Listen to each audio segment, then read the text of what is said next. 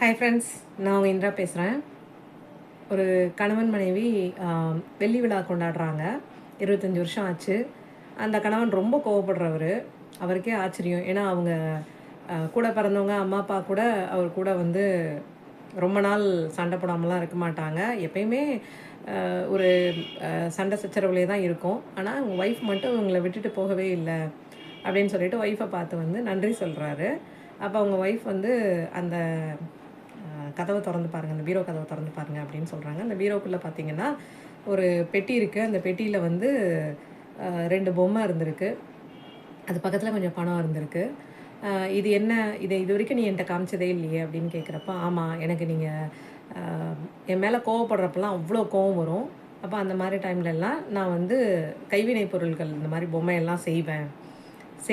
அப்போது நான் இவ்வளோ தான் உன்னை கஷ்டப்படுத்தியிருக்கேன், நான் 2 பொம்மை தான் பண்ணியா? இல்லை, அது பக்கத்தில் இருக்க பணம் வந்து நான் அந்த கைவினை பொருள்கள்லாம் செஞ்சு விற்ற காசு அது அப்படின்னு சொல்லியிருக்காங்க. அப்போ வந்து அவருக்கு பயங்கர ஷாக்கிங்காக இருந்திருக்கு. ஏன்னா அதில் கிட்டத்தட்ட வந்து 1,00,000க்கு மேலே இருந்திருக்கு.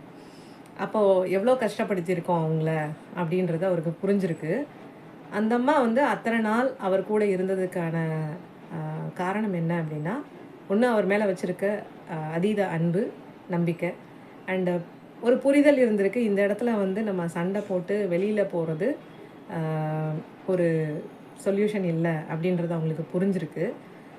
அதனால் அவங்க லைஃப்பில் ஜெயிக்கணும் அப்படின்றதுக்காக ரொம்ப பொறுமையாக அவங்களோட கோவத்தை வேறு விதமாக டைவர்ஷன் கொடுத்து அழகாக அதை கடைசி அவங்க 25வது வருஷத்தில் காமிக்கிறாங்க. இதுக்கு வந்து அர்த்தம் நாமளும் அதே மாதிரி அந்த அம்மா மாதிரியே இருக்கணும், 25 வருஷம் கழித்து சொல்லணுன்றது கிடையாது. 2 பேருக்குமே சொல்கிறது என்ன, புரிதலோடு போகணும். அண்ட் கோபம் வரலாம், அதுக்காக ஒரேடியாக ட்ராஸ்டிக் டெசிஷன்ஸ் எடுக்க வேண்டாம். அண்ட் அதே மாதிரி இந்த சின்ன சின்ன சண்டைகளில் ஜெயிக்கணும்னு நினச்சி பெரிய பெரிய உறவுகளை முடிச்சுக்க வேணாம் அப்படின்றது தான். நம்ம இதுக்கு முன்னாடி ஒரு வீடியோவும் இதே மாதிரி பார்த்தோம்.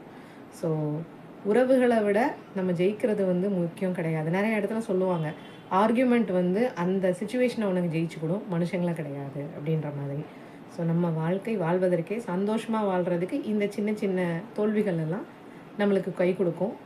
சந்தோஷமாகவே அதையும் எதிர்கொள்ளலாம். அது கூட நம்மளுக்கு வழி தராது, சந்தோஷத்தை தான் தரும் அப்படின்றது தான் இங்கே சொல்ல வந்த பதிவு. சந்தோஷம்தான் நம்மளுக்கு ஈர்ப்பு விதியோட அடிப்படை ரெக்குவயர்மெண்ட், நம்மளுக்கு வேணுன்றது அடிப்படை தேவையே அதுதான். தேங்க்யூ.